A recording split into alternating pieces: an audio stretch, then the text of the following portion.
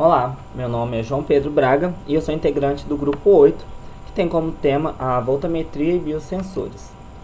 Bom, eu vou falar um pouco da voltametria de alta frequência e de alta velocidade. O uso da transformada de Fourier revolucionou tanto a ressonância magnética nuclear quanto a espectroscopia no infravermelho. E ela também pode causar um impacto muito grande na área da voltametria, visto que os sinais de excitação de qualquer formato podem ser sintetizados e aplicados a um circuito potenciostático, e a resposta é obter um voltamograma correspondente para cada componente de frequência do sinal de excitação.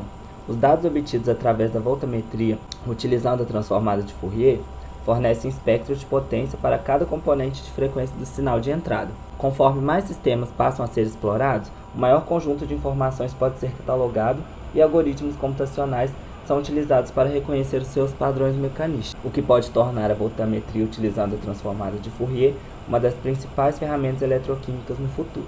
Vou falar um pouco agora da voltametria cíclica de varredura rápida. Bom, ela tem sido utilizada muito no campo biomédico, particularmente na neurociência e áreas interdisciplinares, como a eletroquímica psicoanalítica. Essa imagem que eu estou trazendo aqui, ela trata de um experimento onde foi utilizado um microeletrodo de fibra de carbono implantado no cérebro de um rato, para realizar medidas de liberação de dopamina no cérebro do rato durante estímulos comportamentais. O eletrodo de trabalho realizou uma voltametria cíclica de mais 1.4 a mais 0,6 volts a uma velocidade de varredura de 450 volts por segundo, em um intervalo de tempo de 100 milissegundos.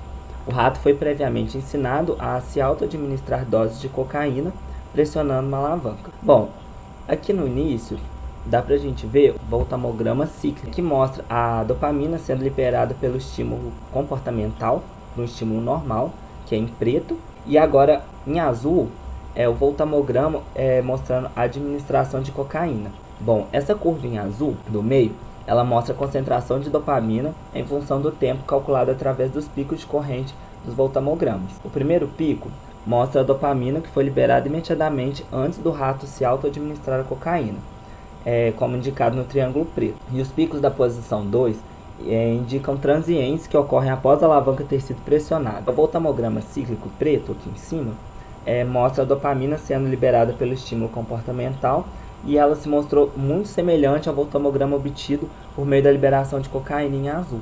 Bom, vou falar agora um pouco dos métodos de redissolução.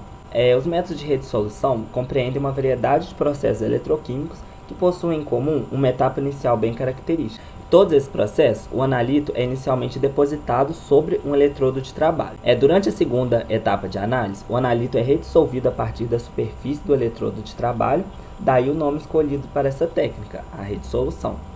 Existem dois tipos de redissolução. A redissolução anódica, que o eletrodo de trabalho se comporta como um cátodo durante a etapa de deposição e como um anodo durante a etapa de redissolução, com o analito sendo reoxidado para sua forma original. Já na redissolução catódica, o eletrodo de trabalho se comporta como um anodo durante a etapa de deposição e como um cátodo durante a etapa de redissolução. Uma vantagem para a utilização desse método é que, como ele é pré-concentrado, você consegue diminuir significativamente os limites de detecção. Nesse slide temos um exemplo do método de redissolução anódica sendo empregado para a determinação dos íons cádmio e cobre em uma solução aquosa. É aplicado o eletrodo de trabalho em potencial elétrico, resultando na redução e na deposição simultânea dos íons cádmio e cobre na forma metálica.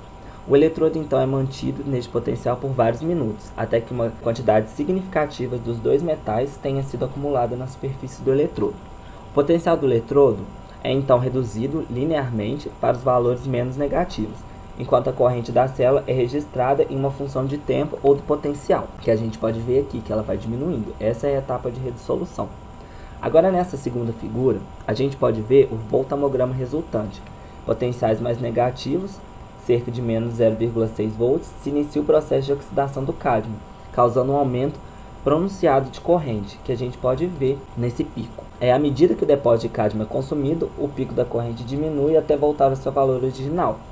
Em seguida, um segundo pico referente à oxidação do cobre é observado, que está sendo deslocado para valores menos negativos. A altura do pico é proporcional à massa depositada do metal. Os métodos de redissolução eles são muito importantes em trabalhos que envolvam concentrações na ordem de traços, porque essa etapa de pré-concentração possibilita a determinação de quantidades mínimas do analito com uma exatidão muito boa. Bom, na etapa da eletrodeposição, somente uma fração do analito ela é depositada durante essa etapa. Assim, o resultado quantitativo não depende somente do controle do potencial do eletrodo em si, mas também dos fatores como o tempo de deposição, a velocidade de agitação da solução, as soluções padrão empregadas na etapa de calibração e tudo mais. O eletrodo de trabalho empregado possui diferentes formas e materiais, como mercúrio, ouro, prata, platina e carbono. O mais popular é o que utiliza mercúrio, que é essa figura aqui do lado. A determinação do íon metálico através dessa redissolução anódica, esse eletrodo de mercúrio ele funciona da seguinte forma. É formada uma gota de mercúrio no eletrodo e a agitação da solução é iniciada. Uma nova gota de mercúrio é formada nesse eletrodo, a agitação da solução é iniciada, seguida da aplicação de potencial no eletrodo, que pode ser alguns poucos milivolts, mais negativo do que o potencial de meia onda do íon de interesse. A etapa final da análise voltamétrica pode se dar de diversas formas. E o mais usado atualmente é o pulso diferencial anódico. Podemos ver nessa figura aqui um voltamograma de redissolução anódica, utilizando o pulso diferencial para 5 cátions em uma amostra de mel mineralizado. E a gente consegue ver que ele tem uma boa resolução e uma sensibilidade adequada para muitos propósitos. Aqui a gente conseguiu determinar cátions diferentes utilizando essa técnica. Os métodos de redissolução adsortiva, eles são muito similares aos métodos de redissolução anódicos e catódicos. Nessa técnica, o eletrodo ele é imerso em uma solução do analito sob agitação por vários minutos. A deposição do analito ocorre por adsorção física sobre a superfície do eletrodo, diferentemente dos outros onde ocorre a deposição eletrolítica, Após um período de tempo onde uma quantidade de superfície do analito foi pré-concentrada, a agitação é interrompida e o material depositado é determinado empregando-se voltametria de varredura linear ou de pulso diferencial.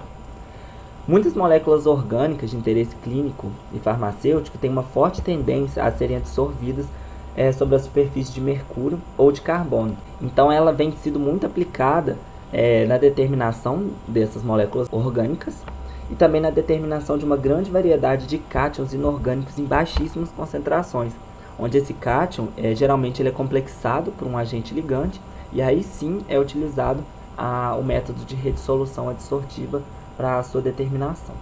A voltametria utilizando microeletrodos, utiliza um eletrodo que ele possui pequenas dimensões, numa ordem de magnitude bem menor do que os eletrodos de trabalho convencionais, e ele apresenta um comportamento eletroquímico muito diferente dos eletrodos clássicos, e apresenta algumas vantagens em certas aplicações analíticas que eu vou comentar nos próximos slides. Bom, agora eu vou falar algumas vantagens dessa técnica, utilizando os microeletrodos.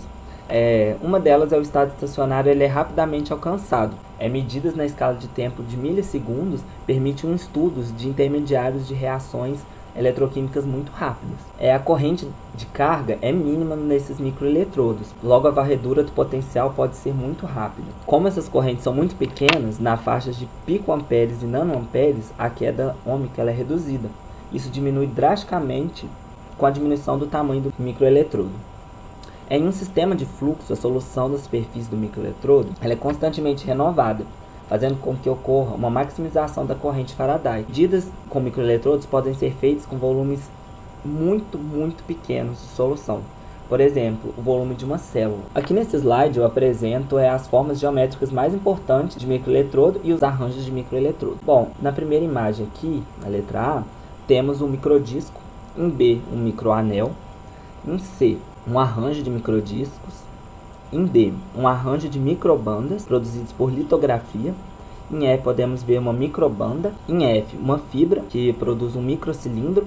Em G, uma microesfera. Em H, uma microsemiesfera. Em I, um arranjo de fibras. E em J, um arranjo interdigitalizado de microeletrodos. Agora eu vou falar um pouquinho nos próximos slides do uso de microeletrodos. Devido ao grande interesse pelos nanomateriais e no desenvolvimento de biosensores para a determinação de analitos em pequenos volumes, é esperado que pesquisas e avanços nesta área promissora continuem crescendo. Quando eu estava falando da voltametria cíclica de varredura rápida, para monitorar a concentração do neurotransmissor dopamina no cérebro deste rato, em resposta a uma mudança comportamental. Outra aplicação dos microeletrodos É o microscópio eletroquímico de varredura. Ele possui uma relação estreita com o microscópio de varredura por sonda e ele opera através da medida de corrente obtida de um microeletrodo. Ele está disponível comercialmente e é utilizado no estudo de polímeros condutores, dissolução de cristais, nanomateriais, superfície de interesse biológico e as referências que eu utilizei. E eu encerro aqui a apresentação do conteúdo